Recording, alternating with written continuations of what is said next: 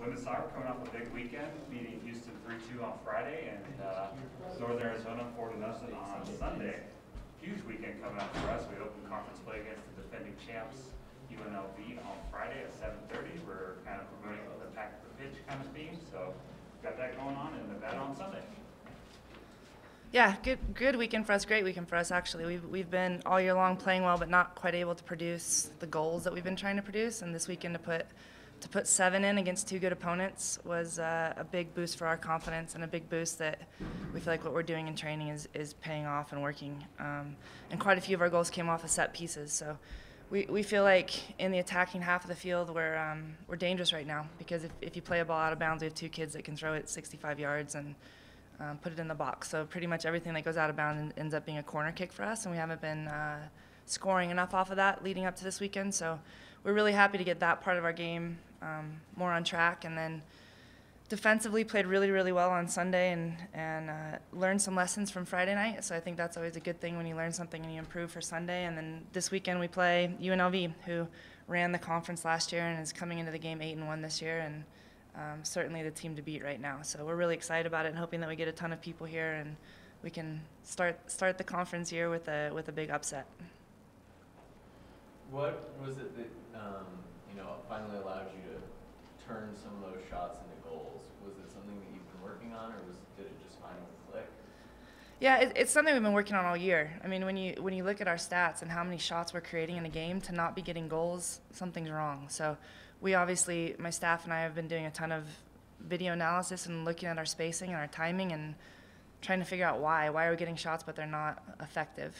So we really worked on our set pieces and how we play off of our throw-ins as well.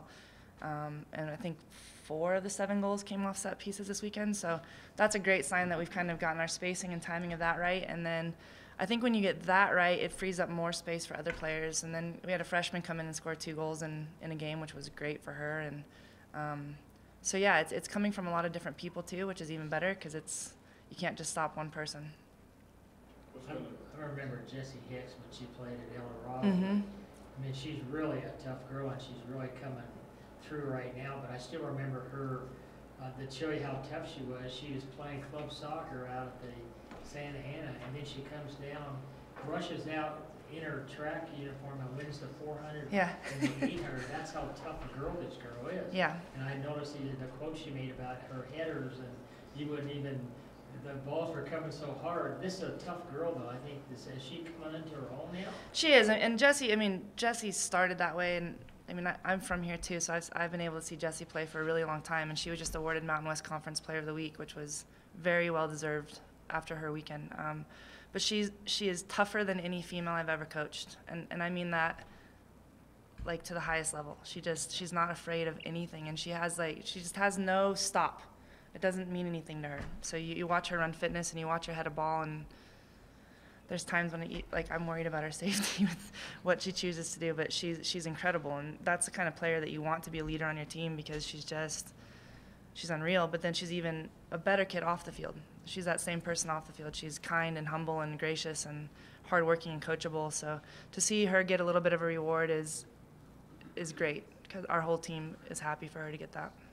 What kind of challenges UNLV going to present to UNLV's outstanding. I mean, the way they ran the conference last year and the way they've started this year, they're athletic and they're fast, and they play the odds well. They put the ball in the box well. They play a big attacking kind of, they're just going to run at you formation.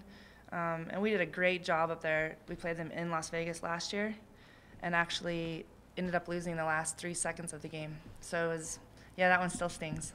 So I needed to go dig up that video and play it for our team again. And it's always a great rivalry, and they're well coached and hardworking, and I like to think that we're the same thing. So I'm really looking forward to that game. Do they have any? They're 8-1. Do they have any big wins over anybody that you know of?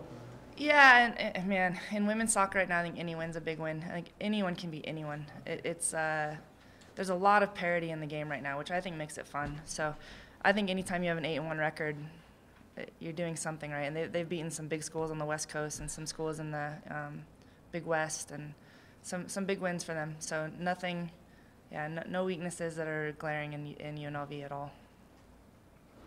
playing sort of both ends of the spectrum with UNLV being first and then Nevada almost having the opposite record.